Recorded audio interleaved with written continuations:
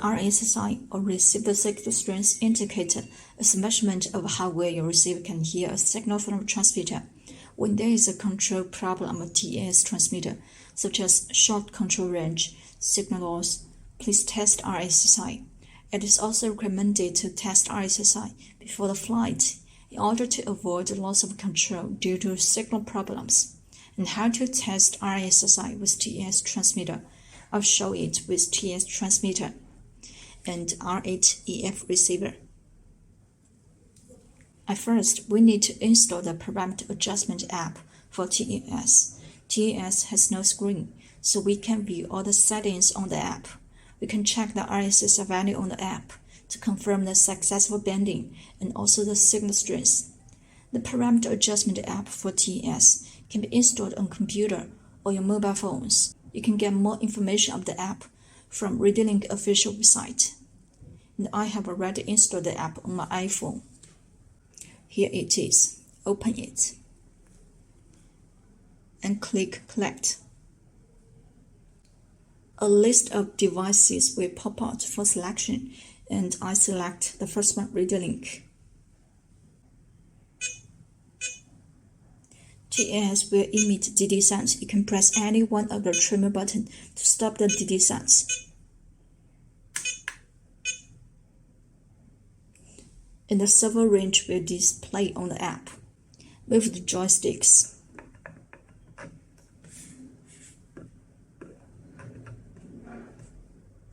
The bars move accordingly, means the transmitter is connected to the app. And you can check the RSSI value here.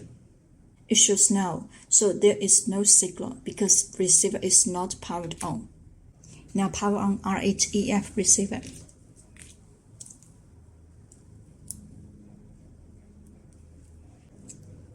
The receiver is powered on.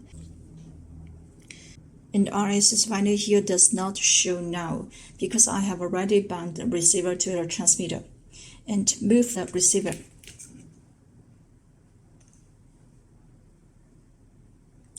RSSI value will change because RSSI value will keep changing according to the distance of the transmitter and receiver. And how to test RSSI with T8S transmitter and receivers. T8S has a built-in antenna which is placed horizontally like this. So we need to make the antenna of R8EF and T8S parallel. Like this. And I'll put them on the desk to show it. And keep transmitter and apart from receiver antenna about 30 centimeters. Then check RSSI value here.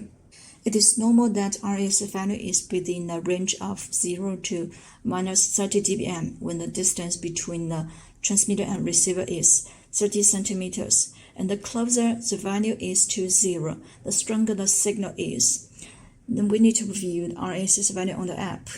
And the RSSI value is minus 14 dBm in about 30 centimeters distance, which is within the range of 0 to minus 30 dBm. And the RSSI value is stable, so there is no problem of signal transmission. And the range of RSSI value of RadioLink transmitters is from 0 to minus 99 dBm. The larger the absolute value of RSSI value is, the weaker the signal is. For example, the signal when the RSSI value is minus 80 dBm is weaker than the signal when the RSSI value is minus 60 dBm. If the RSSI value is not within the range of 0 to minus 30 dBm in about 30 centimeters distance, there is something wrong with the signal transmission.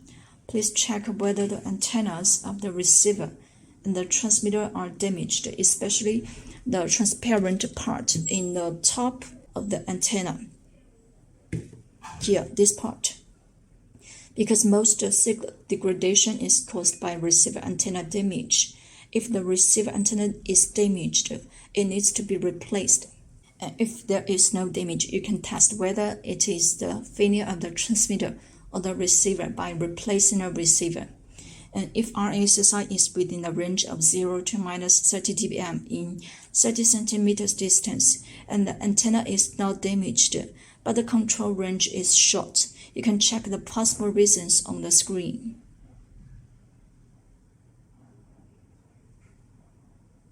So that's all about how to test RSSI with T8S transmitter and receivers.